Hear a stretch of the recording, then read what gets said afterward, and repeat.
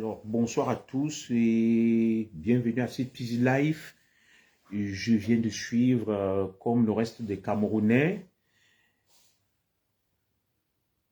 vous avez dû comprendre mon émotion. On va un tout petit peu échanger pendant 30 minutes.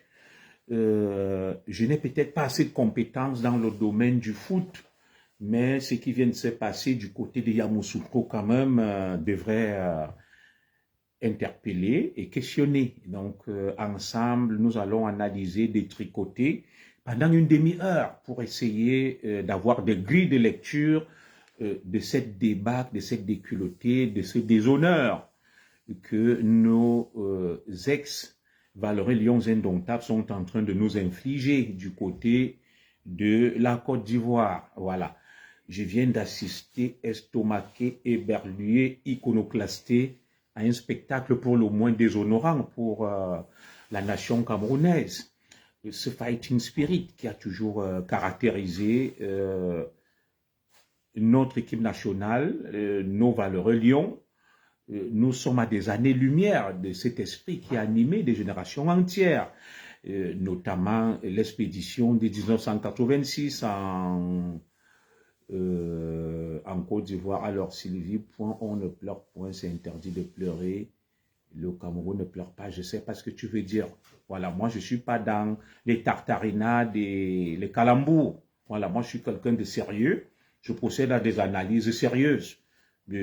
On a le droit de rigoler, mais bon, je suis pas dans ces mondanités, on ne pleure pas et tout. C'est ça, justement, le mal qui ronge le Cameroun. C'est qu'on a tellement banalisé la médiocrité, au point où on trouve des justificatifs à tout, on ne pleure pas, le continent, tout ça. Et ça fait occulter la réalité du pays.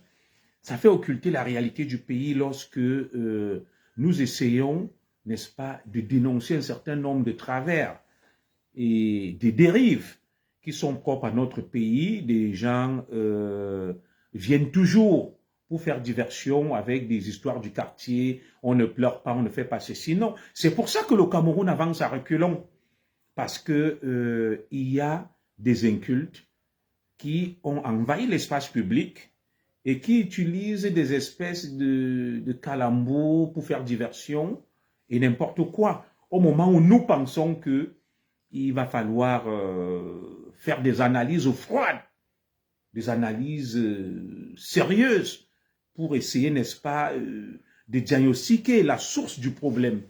On ne va pas rester tout le temps dans l'enthousiasme, l'euphorie, l'émotion. Nous sommes donc là pour dire que le spectacle auquel nous venons d'assister du côté de Yamoussoukro est l'un des plus déshonorants que la nation camerounaise n'ait jamais vécu. Et c'est le lieu, l'occasion ici de tirer toutes les leçons et toutes les conséquences. Qu'est-ce qui n'a pas marché? Écrivez-la.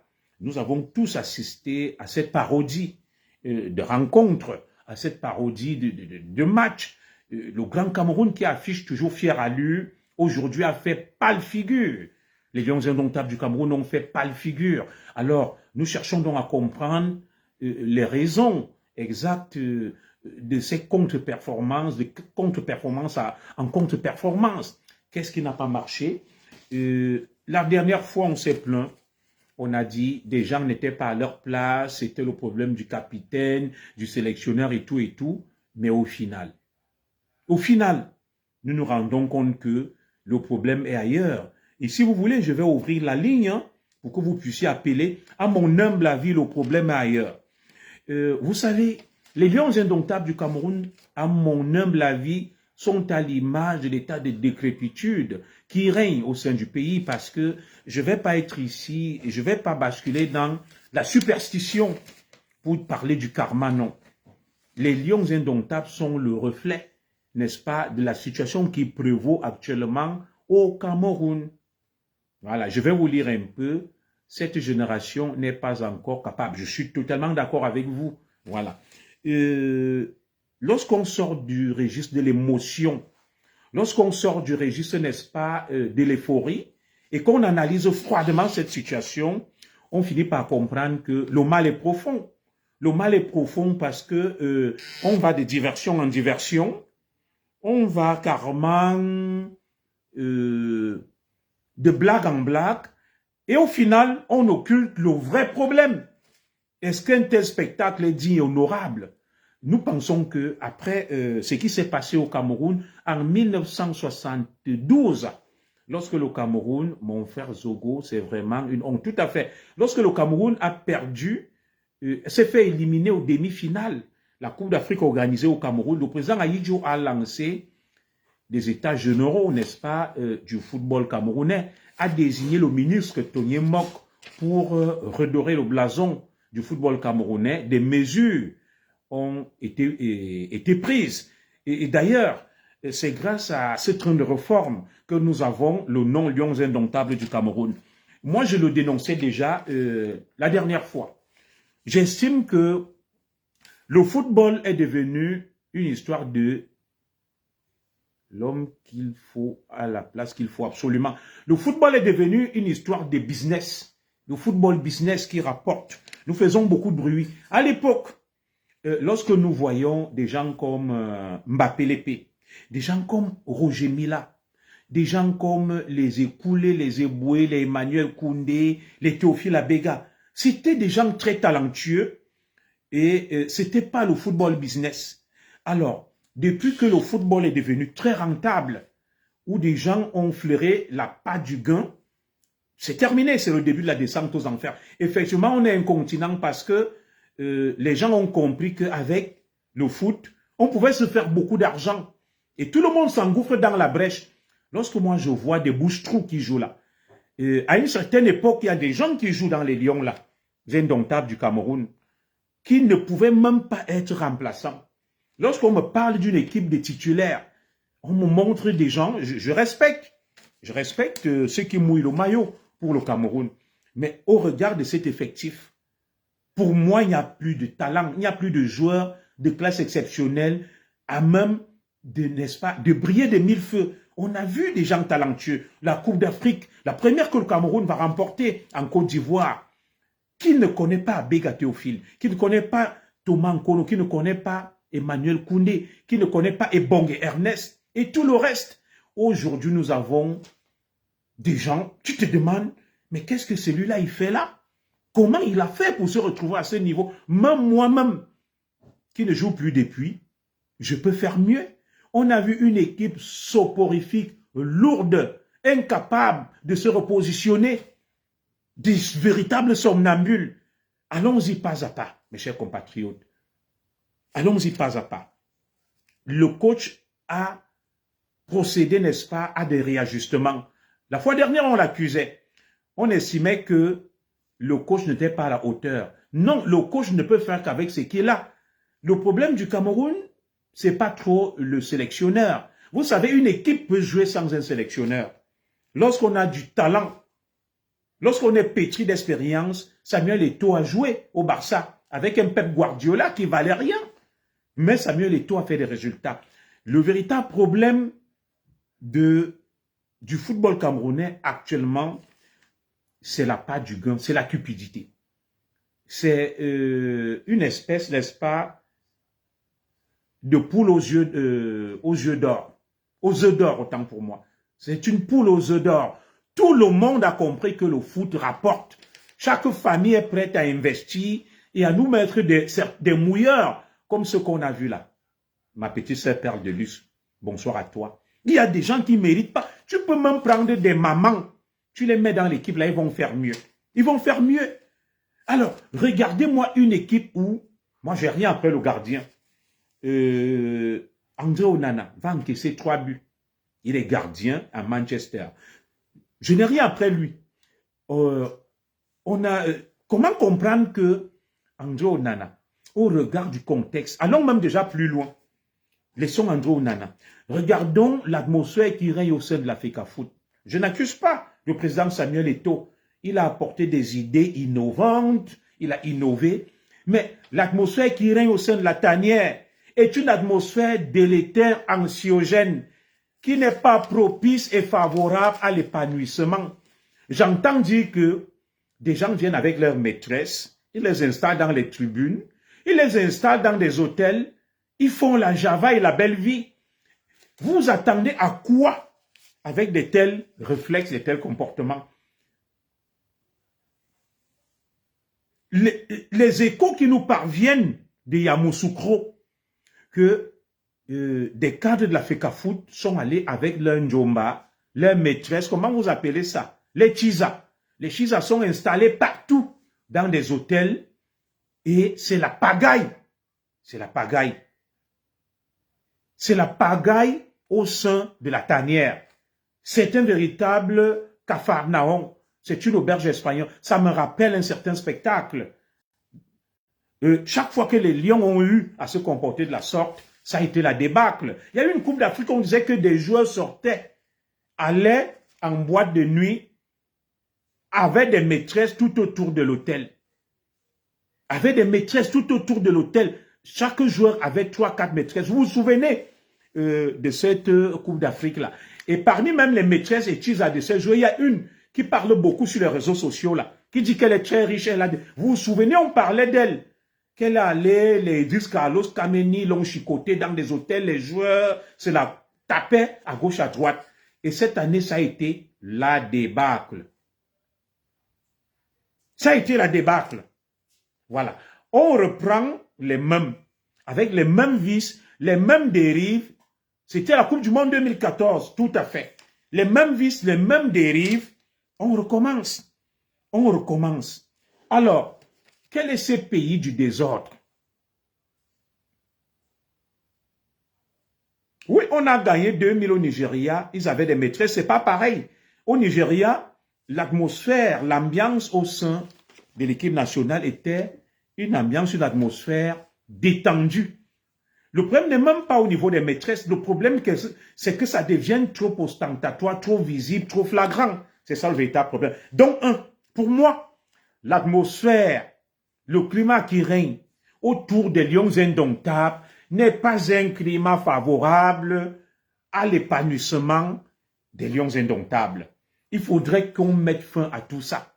Oui, on assiste au sport business, on assiste, n'est-ce pas, à l'exhibitionnisme, à la mise en scène, au voyeurisme. Les Lions sont devenus l'objet de tout.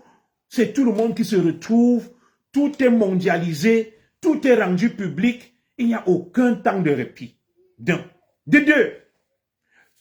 On a un gardien de but. S'il n'y a pas de discipline, la discipline, c'est la force des armées. Le gardien va jouer la veille de l'ouverture de la CAN. Il va jouer à Manchester. Après, il va prendre un vol spécial pour rejoindre les Lions. Tout ça, ça fait désordre. Alors, comment la fédération autorise de telles dérives? Nous savons que la Coupe du Monde de 1990,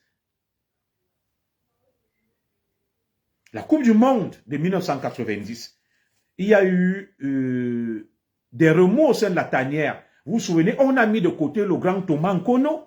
On a fait jouer Joseph-Antoine Bell. Il y a eu beau... Non, je crois que c'est soit Joseph-Antoine Bell qui devait jouer au Thomas Nkono en 1990. Et du coup, il y a eu des remous, des agitations au sein de la tanière. On a mis les gens de côté. Ça a donné des résultats que nous avons eus. Alors aujourd'hui, que d'indiscipline au sein de la tanière. Chacun fait ce qu'il veut, quand il veut et comme il veut. Il n'y a personne pour frapper le poing sur la table. Donc ce climat-là qui règne déjà n'est pas propice, n'est pas favorable à l'épanouissement des Lions indomptables. Maintenant, je vais parler de la bénédiction dont devraient bénéficier nos Lions indomptables. Le Cameroun est dans une mauvaise phase. Il y a des mécontentements, il y a de l'injustice, des gens qui sont en prison pour rien, d'autres qui abusent du pouvoir, qui ne donnent pas leur bénédiction à ce patrimoine commun qu'on a, les Lions indomptables. Comment voulez-vous qu'une équipe s'en sorte face à un tel climat national, un climat sociopolitique tendu, délétère? On ne peut pas. On ne peut pas. Beaucoup de Camerounais sont mécontents, il y a des grincements de dents, il y a des injustices, des abus, des gens qui sont en prison pour rien. Et tout ça ne peut amener que la déchéance et même la malchance, pour parler comme des superstitieux. Est-ce que le climat qui est actuellement au Cameroun est un climat bon est favorable. Les enfants du Cameroun se déchirent. Les enfants du Cameroun sont en colère. Que d'injustice. Le Cameroun est presque un capharnaüm.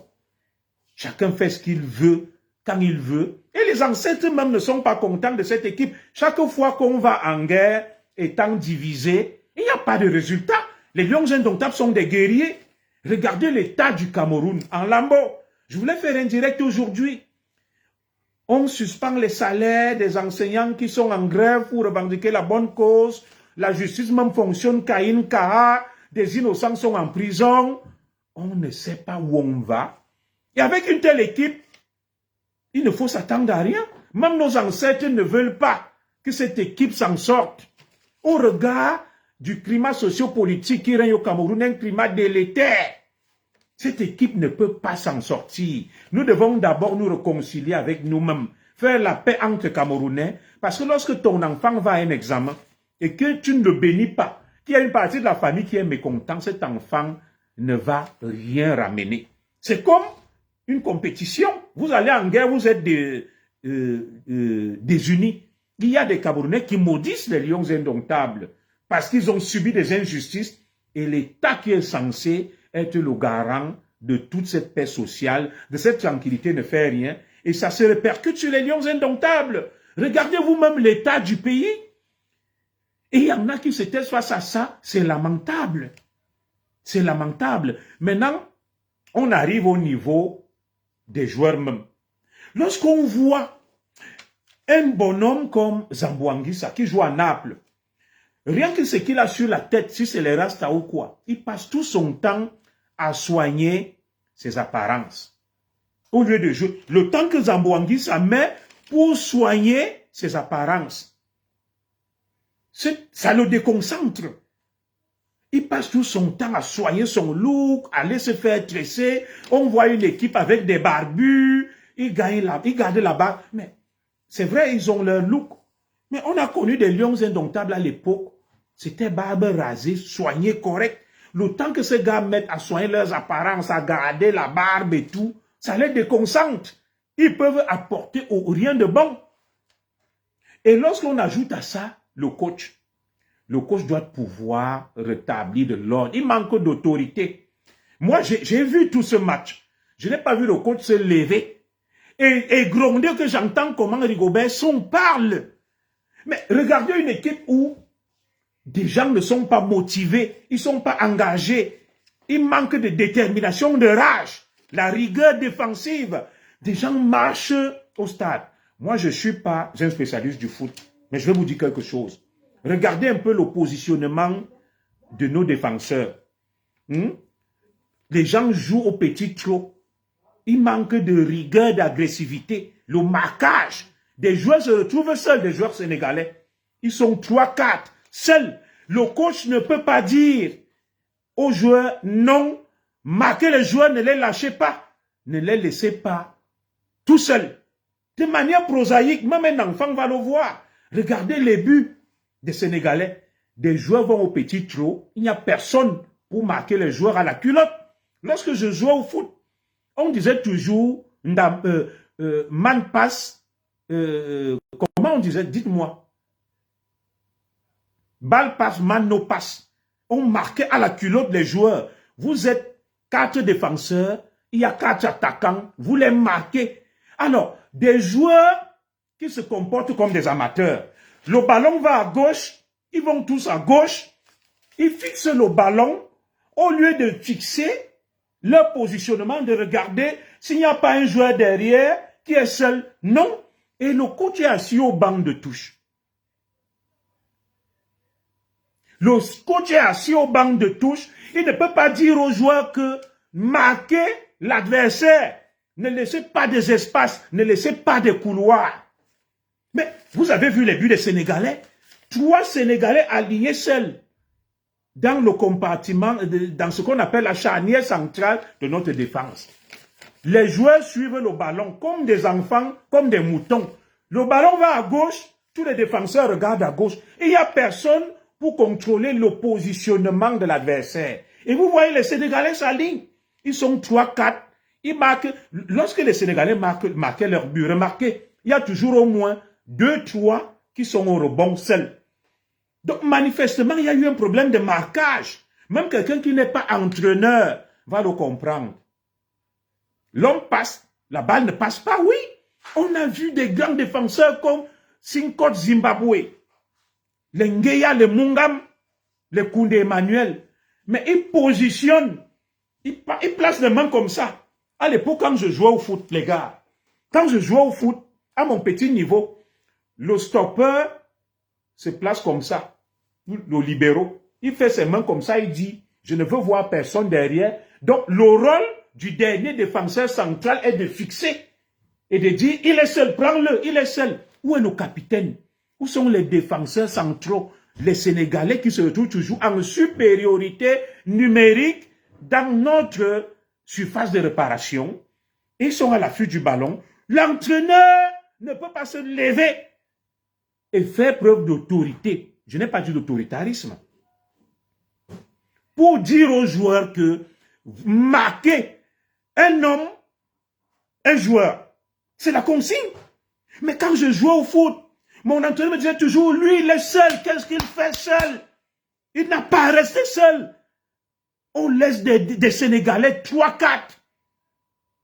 Dans la charnière centrale, les joueurs suivent le ballon comme des moutons, comme des autistes, comme des gamins qui apprennent à jouer au foot.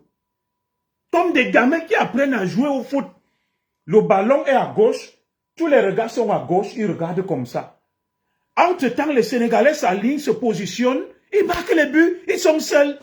L'entraîneur est assis, même le gardien Onana, qui joue dans les grands clubs, même les Ambouanguis, ça ne peut pas dire à leurs coéquipiers que les gars,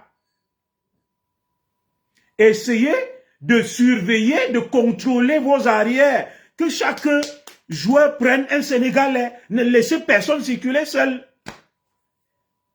Ne laissez personne circuler seul. Regardez tous les buts des Sénégalais. Ils se sont retrouvés en situation de supériorité numérique. Je n'ai pas fait une école d'entraîneur. J'ai joué au foot, j'étais jeune des championnats de vacances. Mon coach me disait toujours, les gars, il est seul. Il est seul. Il te dit, mon latéral, ton joueur est seul. Marque-le. Le marquage. Mon latéral droit, ton joueur est seul. Marque-le. Donc, il y a 4 défenseurs. Et s'il y a 4 attaquants, chaque attaquant. Mais deux fois même quand on jouait, j'ai appris ça au foot. Tu fais les mains comme ça. Tu centres l'adversaire. Tu le contrôles un peu comme lors des corners. Tu centres l'adversaire. Tu contrôles. Mais vraiment, quand le capitaine Son, moi je crois que Rigobert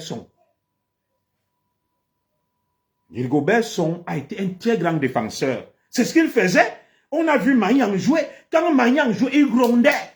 Il dit, il est seul, prends-le, toi, prends l'autre, prends l'autre. Donc il se rassure. On appelle ça des coups de bec à gauche, à droite. Il regarde, il contrôle. Alors, comment des professionnels peuvent courir derrière le ballon comme des moutons? Ça devient le football d'Oumarou. À l'époque, on avait un joueur, on l'appelle Oumarou. Oumarou courait, il ne regardait pas le ballon. Il était plus rapide que le ballon. On dit Oumarou. Il se retrouve hors de l'aire de jeu. Mais c'est du jamais vu. Une défense qui se retrouve avec des joueurs regroupés, des Camerounais, ils sont 5. Ils suivent le ballon au lieu de contrôler le positionnement de l'adversaire. Et Rigobert Son est assis. Je n'ai rien après le coach, je l'aime bien. Mais qu'il se lève, qui disent que non, ne laissez pas l'adversaire seul, que chacun prenne un adversaire. Et c'est comme ça qu'il se retrouve en situation de supériorité numérique et il nous flanque des buts. Moi, j'ai eu peur même qu'on ne prenne un carton comme on parle au quartier. La fin de ce match a été un soulagement pour moi. On n'a jamais été autant humilié. On n'a jamais été autant humilié. Pour moi, ça a été des moments difficiles. Je me suis dit que l'arbitre arrête ce match. Parce que ça commence à devenir honteux. Ça me rappelle les matchs Cameroun-Russie, on prenait les 5 buts avec des défenseurs comme Agbo Hans. C'est incroyable. Ma sœur Régine Eba, quand tu dis on ne pleure pas, moi je ne suis pas dans le sarcasme du sous-quartier. Moi j'analyse froidement la situation. Je suis un esprit libre et je projette l'avenir. Je dis cette équipe-là, elle manque de sérieux, elle manque de talent. Et dire que ce sont des professionnels, moi j'ai du mal à le croire. J'ai du mal à le croire. Moi, on me mettait au stade là. Je prenais Sadio Mané. Quand je jouais au foot, j'avais ce qu'on appelle chargé de mission. Mon coach me dit que Junior, parce qu'on m'appelait Briggle, j'étais latéral droit. Mon coach me dit que le joueur là, tu es là pour lui. Il va à gauche, tu vas avec lui. Il va à droite, tu vas avec lui. Il n'y a personne pour marquer Sadio Mané. Vous avez vu le match Cameroun-Argentine? Vous avez vu les machines, les cannabis, comment ils ont centré les Ndipakem, Diego Maradona. Ils l'ont centré, ils l'ont encerclé. Tu ne bouges pas. Un marquage strict et rigoureux. Ils l'ont centré. Dès que Maradona avait le ballon, il y avait 3-4 Camerounais autour de lui. Les Camerounais ont créé ce qu'on appelle la supériorité numérique sur le détenteur, le porteur du ballon. Sur le porteur du ballon, ils ont créé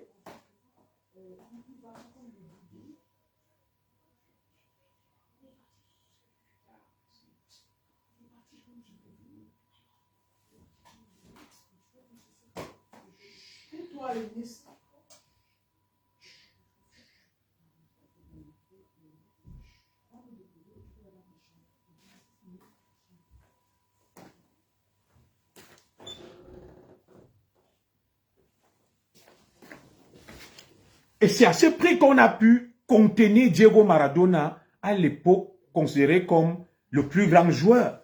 Mais vous voyez des joueurs nonchalants, ils courent, quelqu'un prend le ballon depuis le rond central, il dribble, il déborde, 1, 2, 3, 4, les autres le suivent comme des moutons. Il n'y a personne pour le stopper hors de la zone de danger parce qu'il y a eu des erreurs de marquage. Il n'y a pas un marquage, on n'est pas rigoureux. Tu vois un défenseur camerounais qui va vers un attaquant sénégalais, il va comme une femmelette, il est mou, nonchalant. Quand vous parlez de Zamboanguissa, aucune agressivité, aucune virilité. On a vu les Lions à l'époque où on gagnait la belle époque. Un marquage strict. Quand quelqu'un comme Koundé venait vers toi, ou bien les Mungam, les Ndoumbeléa, et même d'autres défenseurs plus récemment, les Aoudou Ibrahim, mais mon ami, tu réfléchissais d'abord. Quand Ndipakem fonçait vers toi, tu vois le bourreau, les Massing Benjamin, mais tu te dis, waouh, les cannabis, c'était pas la rigolade. Mais tu vois quelqu'un, il va au petit trot, il suit le joueur, il rigole, il recule. L'attaquant, un défenseur ne recule pas devant un attaquant. Tu fonces, vrap, tu le prends.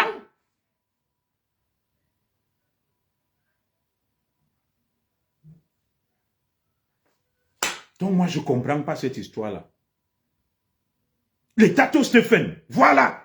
Merci beaucoup, ma sœur Brigitte Ivana. Bonsoir, Angélique Amougou. Vous avez vu Tato Steven? Mais Tato Steven, c'était une machine à barrer un monstre. Quand il fonce vers toi, lundi, Pakem Victor, mais tu sens le danger. Vous avez vu les Massing. Kanidja, Cameroun Agent, il a perdu sa godasse. Massing a préféré prendre le carton rouge. Mais tu vois des défenseurs qui sont comme des femmes. Il y a un là-dessus, c'est Moukoudi, il marche, il joue, les mains sont comme ça. Mais tu vois une femmelette, on dit que ça c'est des défenseurs. Non, on ne peut pas. Tes défenseurs sont virils, farouches. Farouche, un défenseur, quand il vient vers toi, toi-même tu as peur. Oui, il est rugueux. Un défenseur est rugueux, agressif. Mais je n'ai pas dit baba. Mais regarde, tu vois une équipe de mauviettes, de femelettes, ils vont au petit trot, ils font des petits trucs, et vous portez les couleurs nationales. Les gars sont là, on va vous payer des grosses primes, ils meurent au front, les Camerounais meurent de faim. Mon grand-père est mort pour ce Cameroun, tu vends le cacao, vous allez rigoler avec l'argent des Camerounais. Non, non, non, non, non. Mais regardez un peu le match. Oui, Makoudi, quand Makoudi court, il faut voir. Les mains sont comme ça. Mais tu regardes, tu dis que ça, c'est qui ça? Il ne fait peur à personne. Mais quand Emmanuel Koundé venait vers toi, je me souviens, j'ai causé avec le coach Mangaoundé, il te dit, tu vois la charnière centrale du Cameroun, des grands gabarits, Aoudou Ibrahim, les Mungam d'Agobert Beretta. Lorsqu'on te dit que Mungam, quand il rentre au stade, Mungam prenait les joueurs, il fait... Mais tu vois Mungam, vous vous souvenez du duel entre Youssouf Fofana, le jeune Ivoirien, et un défenseur camerounais, c'était soit, on l'appelait, il parlait anglais, soit c'était Sinkot Ndumbeleya. Quand il allait lui dire, Pikin, you be schoolboy, il dit que tu viens rigoler avec moi. Ndumbeleya a dégagé Fofana avec le ballon hors du stade. Et regardez vous-même les gars comme les Tato Steven, Ndi Pakem Victor, c'était pas la rigolade, Massing Benjamin, des murailles. Quand ils foncent vers toi, tu lâches le ballon seul. Tu vas voir des femmelettes qui sont là, les gars. Mais ça, c'est devenu le foot business. Pour prendre même quelqu'un comme un défenseur, il doit être rugueux. Un défenseur ne rigole pas. Tu vois quelqu'un, il court, les mains sont comme ça là. Et tu appelles ça un défenseur, des femmelettes. Ils vont faire des nappes sur la tête. Ils passent tout leur temps à se faire beau. Non, un défenseur même est laid. Les défenseurs étaient des gars laids. Que quand tu le vois, il fait peur. Tu n'as même pas le courage de l'affronter. Aujourd'hui, c'est des mannequins. Tu vois des gens faibles, des mauviettes. Ils vont faire peur à qui? Et dit que ces gars s'entraînent. Ils ont un entraîneur. Le ballon va à gauche. Tous vont à gauche. Ils regardent là où est le ballon. Personne pour fixer l'adversaire. Personne pour fixer l'adversaire. Ils passent tout leur temps à danser, à faire l'ambiance, à chercher les femmes, à se faire passer pour des grands. Ils ont les tisas partout. Les gars, vous allez nous faire honte. Mais avec ça, moi, je donne raison à certains comme les Robert Gueye qui ont amené d'abord les joueurs dans un camp militaire. Après la Coupe d'Afrique, là, on doit d'abord vous amener à Moutengene ou à Koutaba. Allez faire 2 semaines un peu là-bas, les gars. Les joueurs de TikTok, c'est pas possible. Un défenseur, mais dites-moi les gars, on appelle ça le marquage strict et rigoureux. Marquage strict et rigoureux. Tu vois dans une équipe, tout le monde a la longue barbe, tout le monde a les locks, tout le monde a les rastas. C'est une équipe de quoi? De damoiseaux, de femmelettes. Le temps que vous passez à entretenir ces longues barbes, ces chignons et tout, Zambouanguissa, il passe tout le temps à entretenir ces rastas. Et le temps de se concentrer, on ne voit rien. Vous avez vu qui au Sénégal avait les locks des rastas?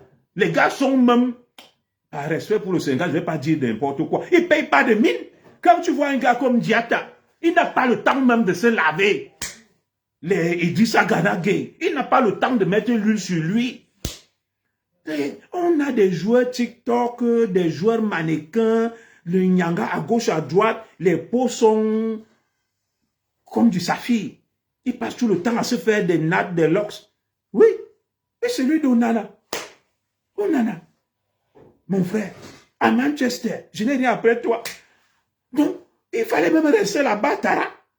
Tu viens jouer un match, 3 buts, grand gardien de match. C'est vrai que la défense était poreuse et faible. Tara, as-tu entendu parler de Thomas Nkono, monsieur 90% des Lions indomptables? J'ai revu des matchs. J'ai revu des matchs de Thomas Nkono. La Coupe du Monde, la première Coupe du Monde du Cameroun, c'était où là? Soit en Italie ou qui? Les journalistes, le match Cameroun-Pologne, la Pologne avait un jeu qu'on appelait Boniek. On en a bien suivre Boniek. Boniek, on te dit Boniek. Le journaliste dit Boniek, crochet intérieur, extérieur. Toute la défense du Cameroun au vent.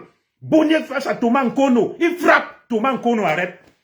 On a surnommé Thomas Nkono monsieur 90% au Mexique. En 82. Non, tu peux dribbler toute la défense quand tu es face à un Thomas. On l'appelait l'araignée noire. Thomas Nkono reste dans sa lucarne. Il se fait tout petit comme ça. Tu frappes à l'angle 90, il prend. Il prend. Mais le match même Cameroun-Italie, le plus grand joueur du monde à l'époque, cette Coupe du Monde 82 s'appelait Paolo Rossi. Paolo Rossi faisait tout ce qu'il voulait du ballon. Après le match, le gars est venu féliciter Thomas Nkono. Il prend, il met toute la défense au vent, il frappe. Angle 90, Thomas Nkono enlève le ballon. Mais dès qu'il y a la moindre petite action dangereuse, Andrew encaisse. Ah, Mojang. Tu ne peux même pas enrayer une action. Tu viens, tu boxes le ballon. Après, on marque les buts. Dès qu'on tire à gauche, ça on aurait même pu nous laisser le petit au doigt. Mais c'est quoi même ce gardien passoire là? Il ne peut enrayer aucune action dangereuse. L'un des plus grands gardiens du monde. Mais j'ai dit, hein, vous ensorcelez même les Blancs avec quoi? Moi, je me plaçais dans les goals des Lions là aujourd'hui. Moi, le Zigli. J'enrayais 2 buts là. On ne marquait pas ça. 2 buts. Moi qui bois le vin rouge là. Les gars, on prenait même des gars au quartier là, ils jouaient ce match. C'est pas possible. Comment des défenseurs ne savent pas que, et des milieux défensifs, qu'il faut marquer les joueurs. Il faut être strict dans le marquage. On ne laisse pas des joueurs seuls. Et le coach est assis. Il ne peut pas dire aux joueurs que vous laissez des attaquants seuls. Ils sont dangereux. Vous êtes 4 défenseurs, 4 attaquants. Marquage strict. Marquage strict. Vous laissez 3 attaquants sénégalais seuls face à la lucarne. Parce qu'il n'y avait même plus de gardiens.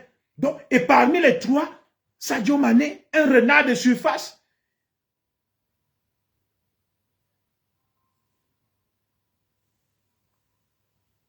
Oui, les joueurs locaux, je suis d'accord, auraient mieux fait. Pourquoi on ne nous fait pas me mentir le petit Douala? On me dit que c'est un feu follet. Douala Nathan. Donc lui, il est allé là-bas faire quoi? Pourquoi on l'a amené alors à la Coupe d'Afrique? Si on ne peut pas l'essayer. Je vous dis qu'il fallait voir Thomas Nkono. Jean Manga Onguene nous raconte une histoire que le Canon va jouer à Benden City. Canon contre Enugu Rangers. Et Thomas Nkono garde la lucarne du Canon. La finale de la Coupe d'Afrique de quelque chose des clubs là. Et Enugu Rangers a un joueur qu'on appelle Ohenhe. Je vous retrace l'histoire. Ohenhe, en matière de coup franc, il ne loupait pas, c'était un monstre. Donc, on place le coup franc, le tableau d'affichage affiche but. Ohenhe vient, tout le stade il bat dans ses lèvres. Il sort un missile, 300 km à l'heure. Thomas Nkono prend le ballon, il cache derrière. Manga Ongene me dit qu'il guette comme ça. Il avait pitié de Thomas Nkono. Nkono leur dit calmez-vous. C'est ça qu'on appelle un gardien. Dès qu'il y a la moindre petite action, c'est le but. Et moi, je vois Onana là. C'est mon frère, je le soutiens, mais je ne comprends rien. À Manchester, c'est comme ça qu'il encaisse les buts. L'histoire même de grands gardiens là, moi, je ne sais pas. Mais les gardiens qu'on a eus, à Lyumbuka, Thomas Nkono, Joseph Antoine Bell, non. Il faisait le taf. Des fois aussi, la défense peut être défaillante. Mais tu diminues les risques. Le moindre danger, c'est un but. Dès qu'il y a une petite action, c'est un but. Onana. Tu sors de Manchester pour venir prendre 3 buts et couvrir le pays de Hong. Tara. Pourquoi tu fais partie des plus grands gardiens au monde? Et regardez, celui de Zamboanguissa, à Naples. Il marche, on le dribble partout, il est nonchalant, aucune détermination, aucun engagement. Et c'est ça qu'on appelle des professionnels. Vous avez vu les Sénégalais? Non, des gars incisifs, rigoureux, déterminés, ils lâchent rien. Tu vois une défense, les gars se promènent, ils partent se regrouper dans un mouchoir. Dites-moi, Magnanson, 4 défenseurs sont côte à côte, ils forment un cercle, et entre-temps, l'adversaire est derrière eux. Ils ne surveillent pas leurs arrières. Et le coach ne peut pas se lever. Et dans ce staff, il y a Mboma. Il y a Patrick Mboma. Il y a des défenseurs là et autres. Mais les gars, rappelez-les à l'ordre que non. Il y a des joueurs qui tiennent seuls, marquez-les. Le ballon va à gauche, tout le monde va à gauche.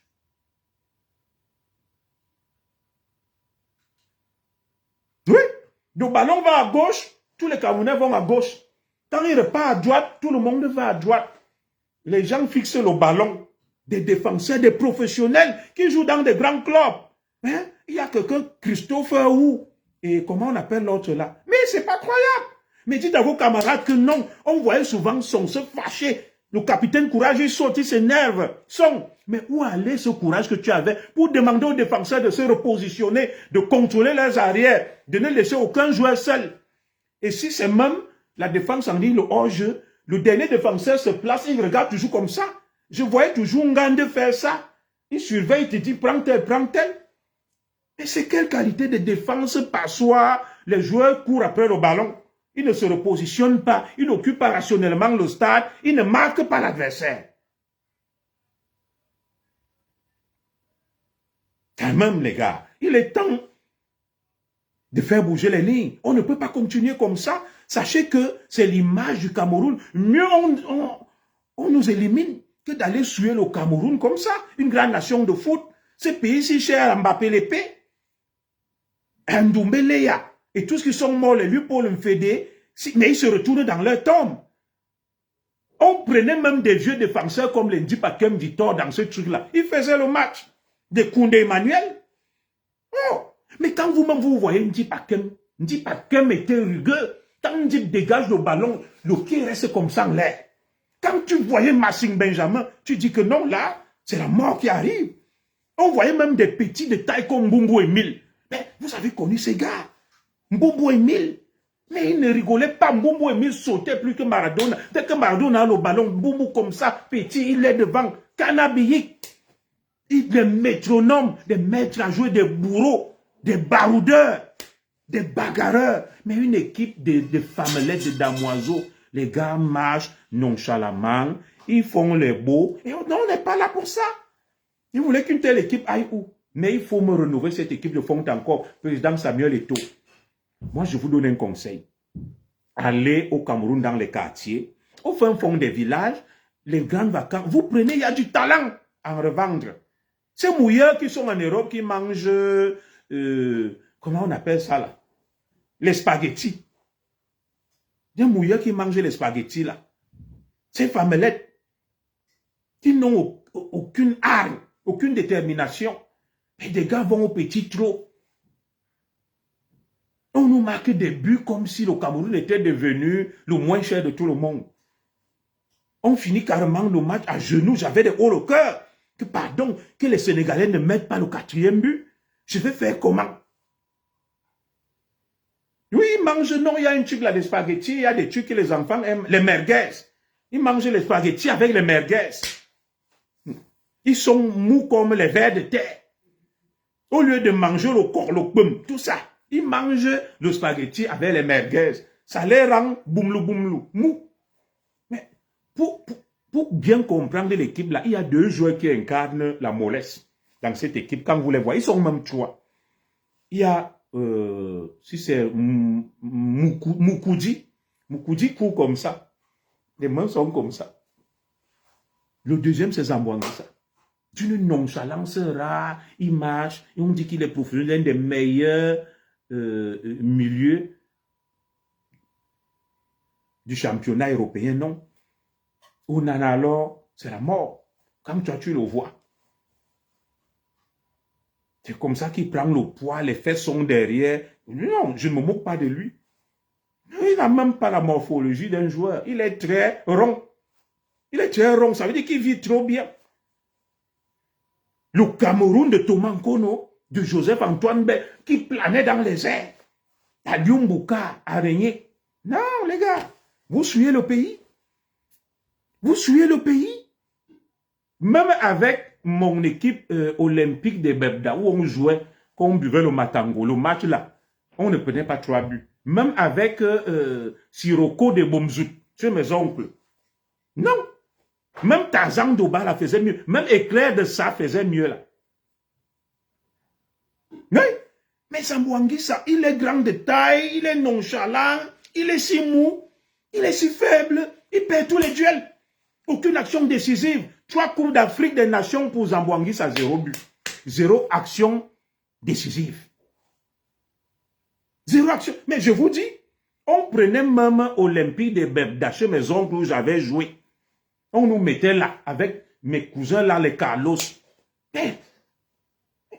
Sadio Mané, il va se tenir seul avec les Pape Sarr et autres. Il n'y a personne pour les marquer. Personne pour les contrer. Personne. Et sans le sélectionneur ne peut pas se lever pour dire aux joueurs que les gars, un attaquant, un défenseur, Un milieu, chacun marque un joueur. Ne les laissez pas seuls. Mais vous voyez à l'époque quand on jouait, le joueur va à gauche, tu vas à gauche, tu le suis. Il ne bouge pas. C'est ce que l'Indien Akemon fait. Les Canabillis contre l'Argentine. Quand vous laissez un poison comme Sadio Mané, les Pape Sarr et autres tout seuls, mais ils vont vous flanquer des buts tels que vous ne pouvez pas l'imaginer. Ils vont vous flanquer des buts tels que vous ne pouvez pas l'imaginer. Un grand joueur ne le lâche pas, on ne lâche pas ses baskets. Tu le suis, tu le marques à la culotte, c'est ça, le marquage à la culotte. Le marquage à la culotte. Le football ne se joue pas qu'avec le ballon. Les mouvements des joueurs font partie du foot. Les déplacements et autres. Le coach doit dire non, là tu laisses tel seul. Mais regardez si c'est le coach sénégalais, il se lève. Il a blâmé Koulibaly que tu as fait une mauvaise relance. Le coach est assis. Zambouangui s'appelle le ballon, il est nonchalant, il est mou. Personne pour le rappeler à l'ordre. Au moment même où l'action se déroule face au Sénégal, le deuxième but, tu vois, quatre Camerounais sont alignés dans un mouchoir. Le coach ne peut pas leur dire, excentrez-vous, éloignez-vous l'un de l'autre, surveillez vos arrières, marquez les joueurs. Il est assis carrément. Non, mais à un moment, le procès qui est fait contre Magnang, là, Magnang a beaucoup fait pour le Cameroun comme joueur. Mais je pense que là, non. Il faut mettre un coach charismatique, un coach. Mais avec cette défaite-là, vraiment, le Pichichi laisse Magnang, laisse Mbombo aller se reposer. Laisse-le aller faire sa philosophie. Quelqu'un qui vient te dire que, je sais pas s'il y a des enfants qui m'écoutent là, c'est pas parce que la main tient le pénis puisque le pénis pèse. Excusez-moi. Il est philosophe qu'il a amusé la galerie ailleurs. Nous, on a besoin du sérieux. Voilà, l'entraîneur est un vrai robot, il n'a pas d'émotion, il n'a pas de stress, il n'a rien. Il est assis. Quatre défenseurs camerounais se mettent ensemble. Ils laissent les Sénégalais seuls. Le coach ne peut pas leur dire, vous avez laissé les joueurs seuls, marquez-les, prenez-les. Non, il est assis là. Il est assis. Non, il faut que ça cesse ce spectacle-là. On ne peut plus continuer avec un tel déshonneur. Des joueurs mous, nonchalants, un attaquant. Je n'ai vu là-bas que les Nountolo. Oui. Normalement, un défenseur est rugueux. Quand il va au contact avec toi, tu sens que quelqu'un t'a touché, les gars. Tu sens que le caterpillar t'a touché. On le fait sagement.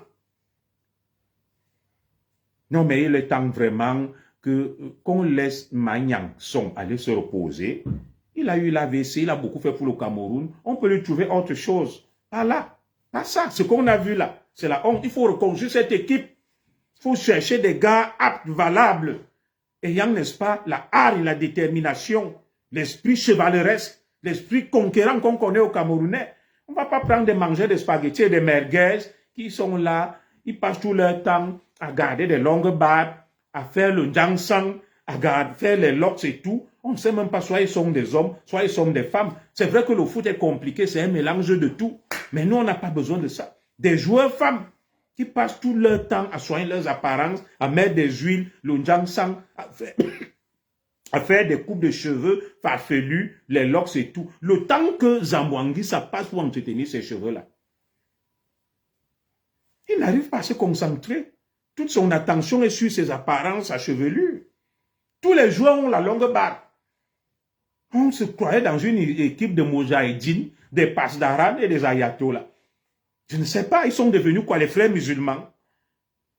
C'est ce qui est à la mode maintenant dans les lions, la longue barbe. Le temps que vous mettez pour garder même la barbe là, ça vous perd le temps. Tous les joueurs sont devenus des blancs. Tous font le jangsang.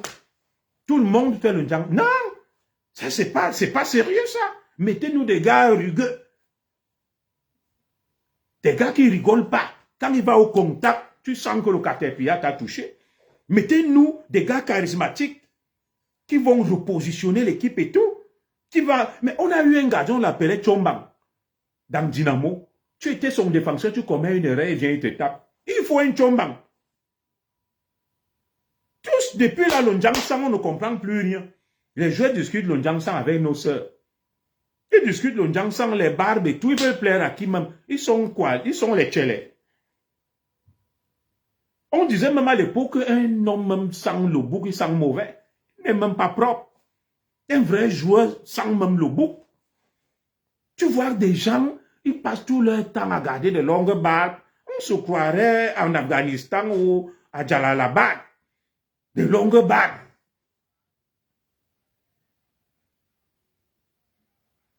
Quand même, de longues barbes. Tous ont la peau vraiment satinée, mettent des huiles, des crèmes. Tous font des locks, tous font des nattes. Vous êtes des femmes ou des joueurs. Vous venez là pour vous faire voir auprès de qui, les gars? On vous connaît déjà, vous êtes des stars, vous avez beaucoup d'argent. Le temps que vous prenez à vous faire tresser les nattes, les locks là. Vous avez vu les Sénégalais combien avaient les locks et les nattes? Les gars ne payent pas de mine. Un man no sabi, mon petit. Bonne année. Les gars ne payent pas de... Je vais te prendre. Ils ne payent pas de mine. Quand tu vois un gars comme Diatta, les gars ne mettent même pas l'huile. Depuis qu'ils sont là-bas, même, ils se sont pas lavés, ils s'en foutent. Les Camerounais, je suis sûr qu'il y en a là qui prennent 5 bains par jour. Ils se lavent, ils se parfument, ils mettent toutes les crèmes. Mais dis donc, les gars, je n'ai pas dit qu'il ne faut pas être propre, c'est pas ça qu'on mange. Vous voulez même impressionner qui? Vous êtes des hommes ou des femmes? Oui. Les joueurs discutent le Ndjangsang avec les femmes. Tous font le Ndjangsang, tous ont de longues barbes. On est à Jalalabad ou à Torabora. On dirait des moudjahidines, des pasdaran du peuple. L'histoire de la longue barbe là. Il y a un pas de discipline de mettre un entraîneur, me dire que coupez-moi les trucs là. Je ne veux plus voir des gens ici avec les longues barbes, les rastas partout. C'est une équipe de mauviettes, de famelettes, de damoiseaux. Et au petit trop, le ballon va à gauche, le monde va à gauche. Mais je vois celui de Mouminga Maleux. Il n'y a personne pour tirer même les corners. Il tire 3 fois le même corner. Il met sur le premier poteau. 3 fois le même corner. Il met sur le premier poteau. Le coach ne se lève pas pour lui dire place-moi le ballon sur le point de pénalty, là où il y a des gens qui peuvent jouer de la tête. Il est incapable de... Mais je ne comprends pas cette équipe. Regardez vous-même les défenseurs, les joueurs qu'on a eus. Quelqu'un comme Samuel Eto'o, Patrick Mboma. Je ne vois personne, depuis que Vincent Boubacar n'est pas là, dans l'axe central de notre attaque, poser le ballon, dribbler 1-2 joueurs, comme on a vu les Sénégal. Mais le football, ça devient des inaptes, des amateurs, des espèces de nullités, sans talent, rien. Une équipe où il n'y a personne qui surplombe la classe qui est au-dessus de la moyenne en dehors de Vincent Aboubakar. Et c'est ça les Lions. Une équipe de moyens, non. Il faut des feux follets. Vous voyez Eto'o. La première Coupe d'Afrique Eto'o joue. Il est remplaçant, on fait rentrer Eto'o. Première touche de balle, passement de jambes, gauche-droite. Il frappe. Bat transversal. Tout le monde fronce les sourcils. On a vu un petit là au Maroc. Il a 20 ans. L'ailier gauche du Maroc. Mais le petit dribble un feu follet terrible. Je ne vois aucun joueur des Lions, depuis que Vincent Aboubakar est malade, en train de prendre le ballon, de porter comme Eto'o faisait performer la défense, il frappe, ou bien un tir de 30 mètres, de 40 mètres, comme Patrick Magic Mboma. Il frappe là, il perce la lucarne, des états même ailleurs, des véritables poumons d'acier. Les Jérémy dit tape, des dieux, les Womelen. Quand vous-même vous voyez Womelen, il se tenait devant toi. Jérémy, il ne riait pas. Tu vas faire comment? Mais tu vois des défenseurs mous, nonchalants, et tout ça là. Avec des gars qui ont quand même été des joueurs de légende, comme Son Eto'o, et tous les Mboma qui sont dans le staff. Non, les gars. Mieux vous nous prenez des gars rugueux. Il y a des gars rugueux. Ngamale est incapable de dribbler un seul joueur. Ngamale a passé tout le temps à tomber, à pleurer comme une femme. Ça m'énervait même déjà. Dès que quelqu'un le touche, il tombe, il pleure, il pleure, il pleure. C'est une femme ou c'est un homme? Vous avez vu Canabi qu'un jour pleurer, ou les attaquants comme on a eu les Mboma, non, les Lupol Fédé. C'était des durs, à cuire. Ah, mais je comprends quand on voit Samuel Eto'o, il pleurait. Le gars est humilié. Meilleur buteur de l'histoire des CAN, Samuel Eto'o, 18 buts. 18 buts. Vous vous vantez dehors, par là. Vous avez les Chiza, les Chinda, vous êtes des professionnels. Là, vous m'appelez les professionnels. Des gens qui courent avec les mains comme ça, comme des femmes. Des gens qui courent après le ballon va à gauche, ils vont à gauche. Quelqu'un ne peut pas faire un arrêt décisif comme Andjo Onana. Il boxe tous les ballons.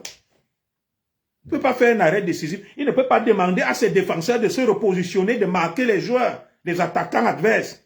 Chacun courent après le ballon va à gauche, ils vont à gauche, il va à droite, ils fixent le ballon au lieu de fixer les adversaires. C'est comme le B.A.-ba du foot. Monsieur, j'ai joué au foot, on m'appelait Briggle, mon ami. Quand tu es confronté à moi, latéral droit, mais allez demander, mais mon ami, tu rentres avec les boss. C'était rugueux. Et je centrais le joueur. Donc, quand tu commences à vouloir aller, je fais les mains comme ça, je te mets à l'intérieur du cercle. Je dis, gars, si là, tu ne bouges pas.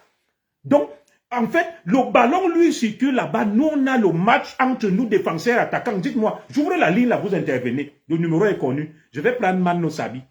Mais, on joue, tu centres le joueur comme ça, tu le tiens. Il ne bouge pas. Comme quand on veut tirer un corner. Tu marques le joueur. Le coach te dit que si je le vois seul et qu'il marque le but là, tu es responsable. Oui, les joueurs marchent seuls, ils sont nonchalants, on les laisse seuls, aucun marquage, aucune agressivité, rien.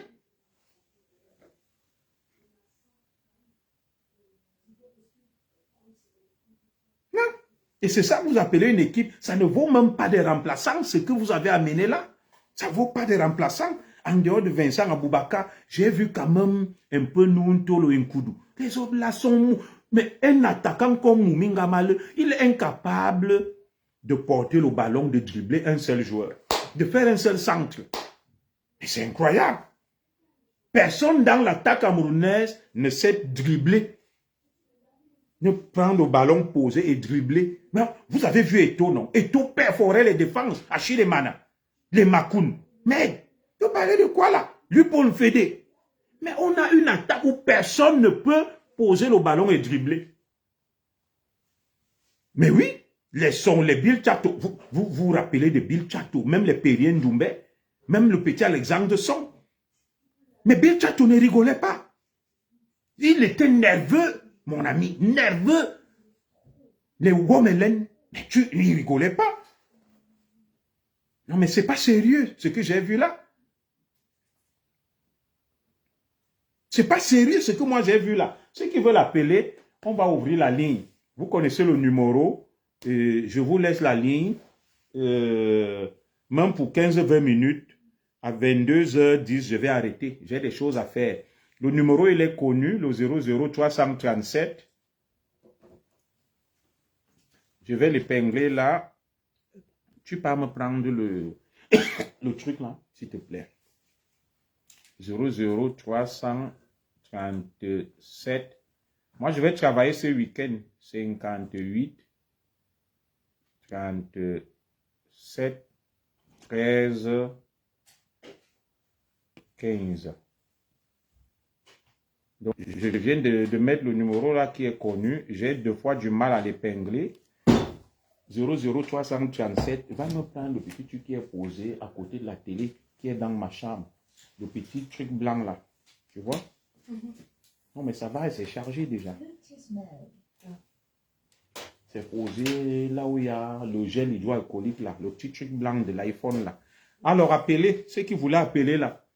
Il y a quelqu'un qui voulait intervenir en direct. Je vais le prendre. C'est qui? Inviter les amis, non.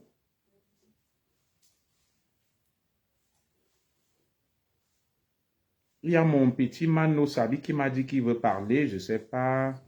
Et d'autres là.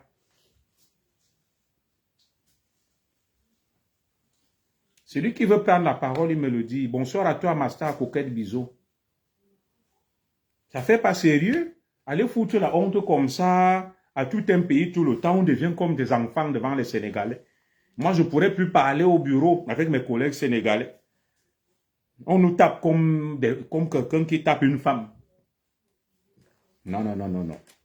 Les gars, mieux vous arrêtez la compétition là comme ça, vous rentrez au pays.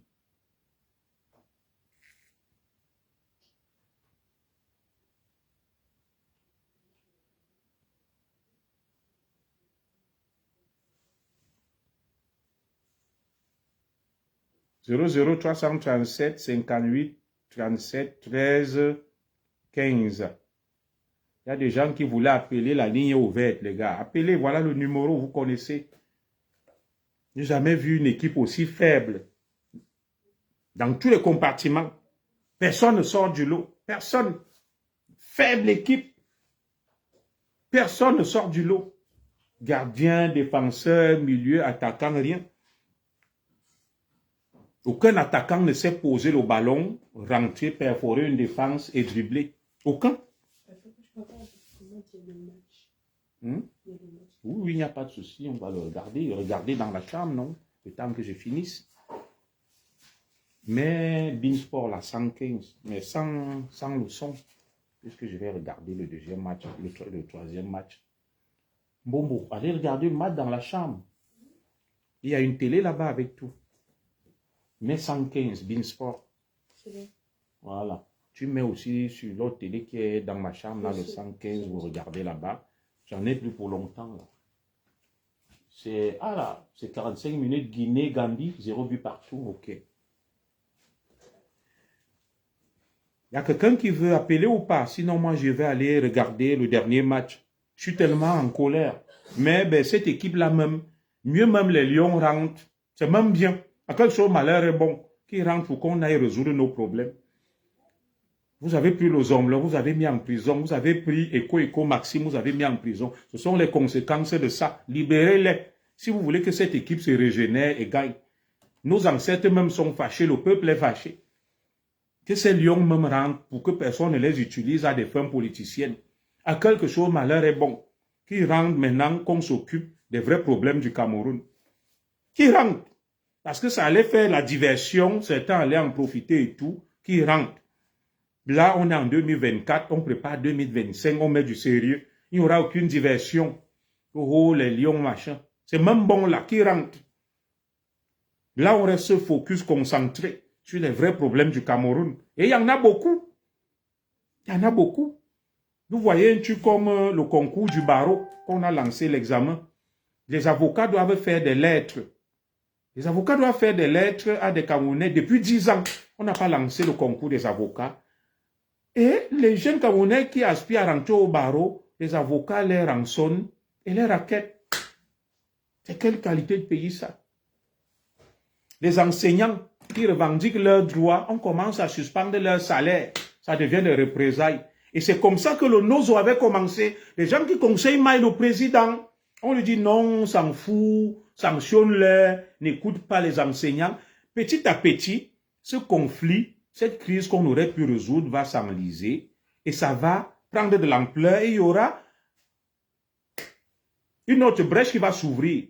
C'est comme ça que chez les anglophones, ça a commencé. C'était des enseignants qui revendiquaient des meilleures conditions de vie. Ceux qui pensent que le Cameroun leur appartient sont allés dire au président Biaka, tu écoutes même qu'il faut les mater. Coupe les salaires et tout. Après, la colère va monter. Ça va devenir incontrôlable. Oui, tout ce que vous voyez là, les mouvements à gauche, à droite, ça fait pas sérieux. Ah, Martinez Zogo, 1 an qu'il est mort. On ne sait pas ce qui s'est passé. Voilà. On est à gauche, on est à droite. Moi, j'attends même le départ des Lions Indomptables, le dernier match là. Que ça passe. Et on va reprendre nos chroniques, nos directs. Pour pilonner tous ces fossoyeurs du pays. On attend, voilà, des voleurs, des pilleurs. La priorité du Cameroun, ce n'est pas de nommer des sous-préfets, des préfets, ce n'est pas de nommer des généraux et autres, ce n'est pas de sanctionner des enseignants. Ce n'est pas la priorité. La priorité du Cameroun, ce sont les voleurs qui pillent, qui détournent les milliards. Il faut les mettre en prison. Le président a annoncé que bientôt on va les prendre. Mais on attend qu'on les prenne. C'est ça la priorité. Nomme les sous-préfets, les préfets, les gens au Conseil constitutionnel qui sont incapables même de poser les vrais problèmes du pays, des intellectuels en carton, qui sont là pour leur carrière, pour leur ventre. Oh, on a nommé Minkwachi au Conseil constitutionnel, on a nommé Lormo. Ils nous servent à quoi? S'ils ne peuvent pas se lever et dire que ce n'est pas normal que la justice fonctionne comme ça, qu'on mette Amourou Belling en prison pour rien, mais ils ne se prononcent sur aucun sujet sensible et sérieux. Ils sont des grands Camerounais, des grands intellectuels, quand il faut s'aligner et profiter des postes et des fonctions et manger et boire. C'est tout. Des intellectuels en carton. Un intellectuel dans un pays prend position sur des sujets de société. Il n'a pas peur, il n'est pas un courtisan. Un intellectuel n'est pas un courtisan. Un intellectuel n'est pas un flagorneur. Un intellectuel, c'est quelqu'un qui dit des choses qui ne plaisent pas. Donc, c'est là où on dit, oh, le Conseil constitutionnel, le président a renouvelé le mandat des ordres et a nommé 2 nouveaux membres. Le professeur Adolphe Minkwache. Minkwache, vous avez déjà entendu parler de quoi? Les Camerounais meurent dans l'océan. Il a dit quoi? C'était mon professeur d'introduction au droit en première année à soi et devenu recteur. Il a déjà dit quoi? Rien. Rien. Sur le problème des terres au Cameroun, Minkwa a déjà dit quoi? Des terres, des invents, tout ce qui se passe, les prix de carburant, tout. Il dit quoi? Voilà la crise des enseignants. Il est enseignant, recteur de l'université de Lyon, le même conseil constitutionnel. Ça, c'est des carriéristes. Ce Cameroun a besoin d'être nettoyé, que les lions rentrent à la maison, qu'on se consacre. Il faut une 3e voie. Moi, je vous dis ça. Je parlais même de la 4e voie. Ils veulent voir leurs enfants grandir, ça veut donc à quoi? Qu'on les appelle des femmelets, des poules mouillées, s'ils veulent voir leurs enfants grandir. Parce que quelqu'un qui se tait face aux dérives, face aux injustices, pour moi, ça ne vaut pas la peine. Oui, ce sont des diplômés, Célestin Veng, c'est ce que j'aime dire. Ce sont des diplômés. Vous allez voir quelqu'une qui se lève, elle vient, comme celle que vous appelez Marlène Mboutoula. Excusez-moi de parler un peu d'elle. Elle vient dire, ta femme ne peut pas porter les habits que je porte. Ta femme ne peut pas mettre l'huile que je... Mais regardez, quelqu'un qui dit qu'elle est intellectuelle, Marlène Mboutou. Tu devrais avoir honte. Vous savez ce qui m'amuse? Moi, je suis en France. Marlène. Moi, je construis au Cameroun. Toi, on t'a mise dehors. Dehors. Mais tu portes donc des grands vêtements, des grandes chaussures, des grandes marques, vivant à la belle étoile. Mais ça veut dire que tu es bête. En France où on est, moi, j'aime mettre les gens au défi. Quand mon épouse m'a monté ton direct là, moi, je te recadrais juste du fait de tes postures. Je n'ai rien après toi. J'ai dit ceci. Tu viens en France. Retrouvons-nous, Marlène. Tu dis que tu as beaucoup d'argent. Tu me montres ton bulletin de paie, je te montre le mien. On rentre dans un magasin de ton choix, même sur les Champs-Élysées. On fait les courses. Chacun paye. Je ne suis pas sûr que tu peux dépenser même 200 euros. Vous savez, il y a des gens qui parlent beaucoup, qui vivent ici en France, ce qu'on appelle les aides sociales. Je les mets au défi. Moi, ceux qui parlent beaucoup, je vis en France. On prend un rendez-vous, on se retrouve. On prend un témoin, tu montes tes bulletins de paie, je monte les miens. Quand on finit, on rentre dans un restaurant où on va dépenser chacun au moins 1000 euros. Après au restaurant, on va faire des courses, acheter des habits, des trucs en direct. On filme, on tourne les cartes bleues. Tu vas voir une dame comme celle-là se faire toute petite. Tu vis en France, tu n'as pas de travail, tu n'as rien. Tu dis que tu portes les habits de marque. Tu mets les huiles, tu mets les parfums. Vivant, le RSA en France, les minima sociaux, ça ne dépasse pas 1000 euros. Tu achètes ça avec quoi? Viens dire aux gens calmement que tu vends le piment. C'est tout. Des intellectuels en carton, des diplômés. Oui, voilà quelqu'un qui se prend comme intellectuel, vient te dire que je mets telle crème, ta femme ne peut pas mettre. Je mets tel parfum, ta femme ne peut pas mettre. Et on appelle ça une détraquée mentale, c'est une déséquilibrée mentale. Je mets tel sac. Tu mets les sacs, tu mets les crèmes, les parfums, mais tu viens à la belle étoile, on te chasse des maisons. Les femmes même qui ne parlent pas beaucoup, ma soeur Marlène, elles ont des immeubles, des hôtels. Je peux t'en donner, j'ai ma cousine, la mère de l'Éternel. Elle a des immeubles. Moi, je construis un truc au Cameroun. Je suis à plus de 100 millions.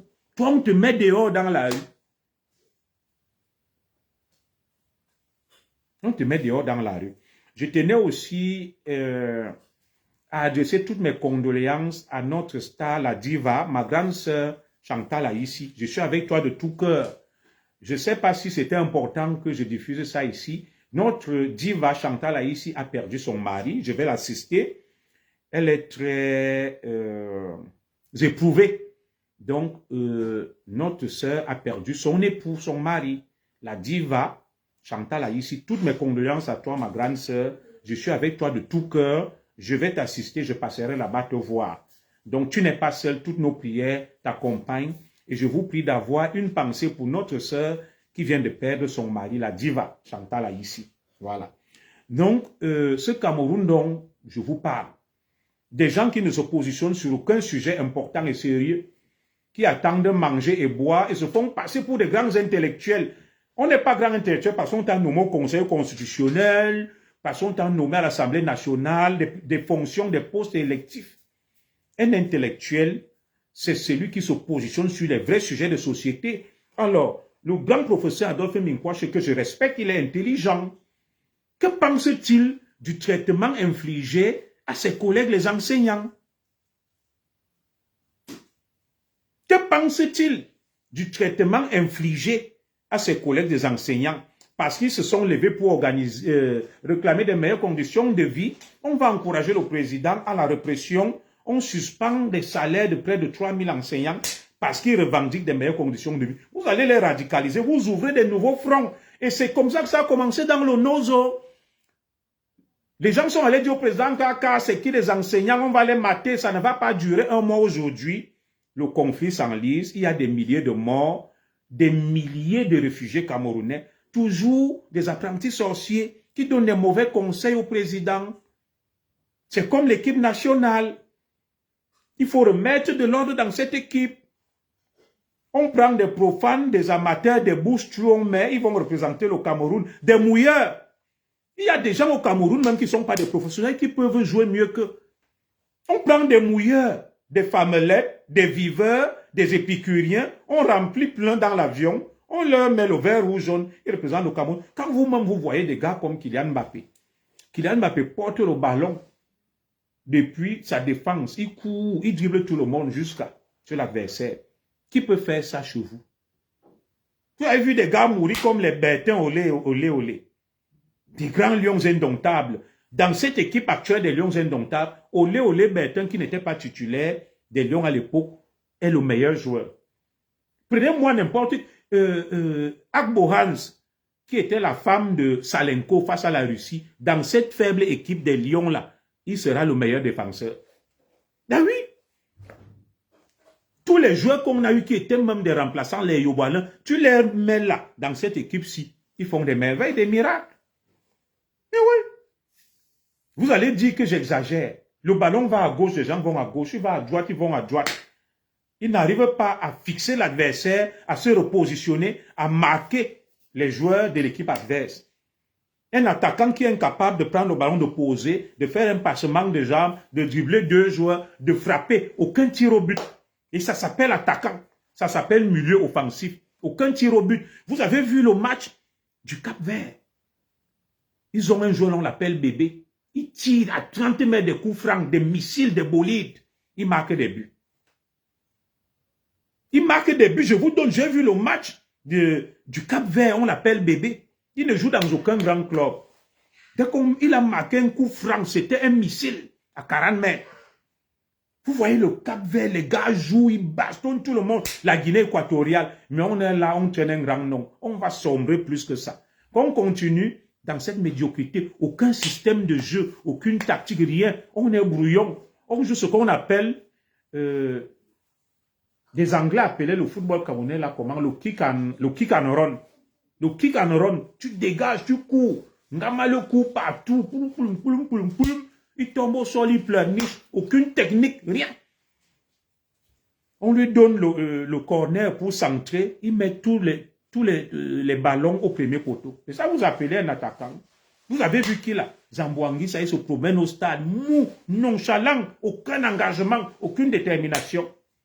Le gardien qui devait mettre le dernier rempart, dès qu'il y a la moindre action dangereuse, le ballon est au fond de la lucarne. Il ne bloque rien. Prenez-moi les amateurs, on a vu Epassi, il a joué. Cameroun-Brésil, on doit atténuer l'autre jour. Ce n'est pas le nom qui compte et le club. Non, on peut être dans un grand club. Vous savez même que le foot là, je vous fais un direct sur ça. Le football a été inventé par les Anglais des francs-maçons. Oui, c'est un sport qui est sous le contrôle des francs-maçons.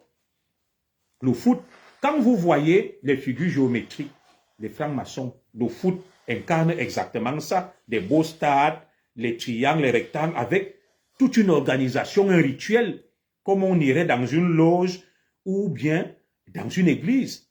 Tout est ritualisé. Vous savez ce que incarne la loi du hors-jeu, le 11.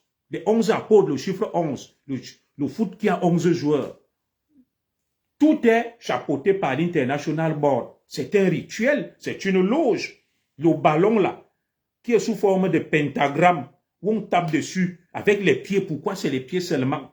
C'est pour taper sur une âme. Et pourquoi il y a beaucoup de fanatisme, d'émotion autour du foot? Des gens deviennent fous furieux. C'est un sport contrôlé totalement par les ténèbres.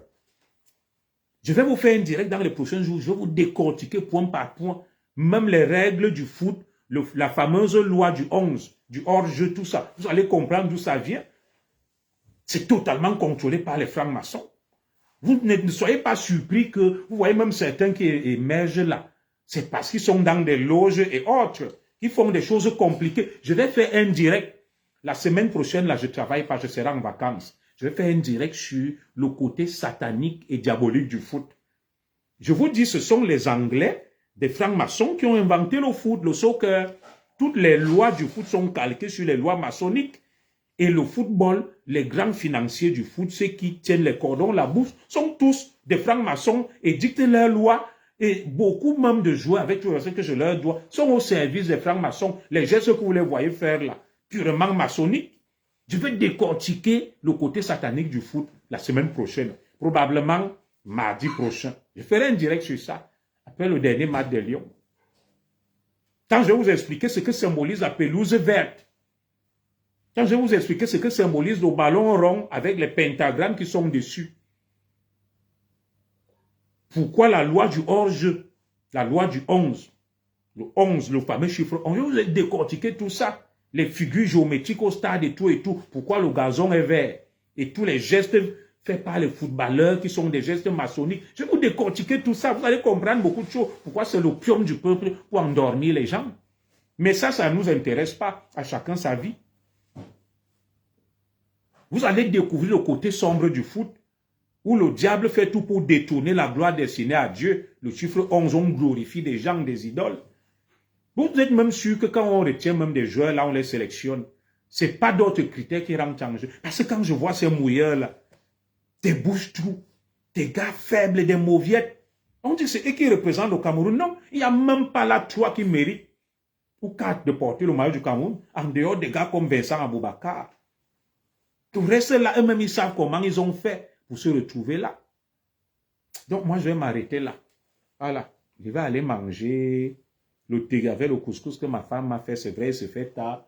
Je vais suivre le dernier match de la journée, Guinée-Gambie. Donc, on se retrouve probablement la semaine prochaine. Je serai sur le plateau de Mishcom Events demain pour faire un débriefing du match d'aujourd'hui. Nous serons demain à 20 h. Un débriefing technique, puisque je suis son consultant dans la minute de la CAN. Voilà. Que Dieu vous bénisse. Ne mettez plus les organes sur cette équipe-là. Il y a un temps pour tout. Les décennies 1980 étaient celles du Cameroun. Nous avons beaucoup gagné. Et puis, il y a eu un passage à vide de 90 à 2000. À 2000, on a repris du poil de la bête. Les Lions ont beaucoup gagné. Mais ça s'est fait aussi avec des sacrifices. Quand vous voyez les Marc-Vivien Fou qui sont morts, je m'arrête là.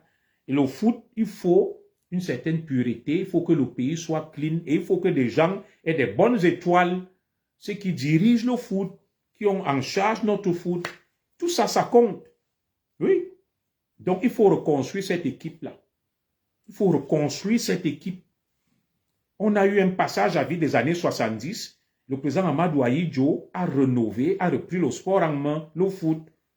Et ça a donné les résultats des années 80. On a gagné beaucoup de trophées, notre première coupe en Côte d'Ivoire. On a aligné, on a fait même des doublés. 84, on gagne. 86, on est en finale, on perd. 88, on gagne. 90, on gagne. Et à partir de 90, cette génération dorée est tombée. Les Mila, Begay Hord, les Mbidarantes. On a sombré. Et on a relancé le sport. Et en 2000, on a engrangé beaucoup de victoires, les Jeux Olympiques de Sydney, la Grande Coupe du Monde, les épopées et autres.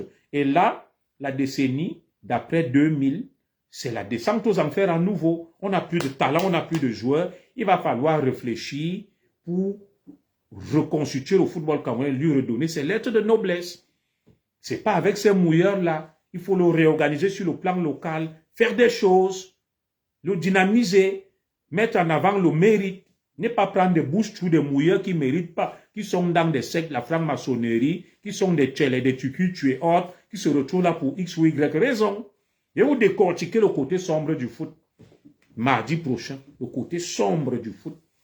Les symboles qu'on utilise dans le foot, la loi du hors-jeu, le chiffre 11. Pourquoi 11?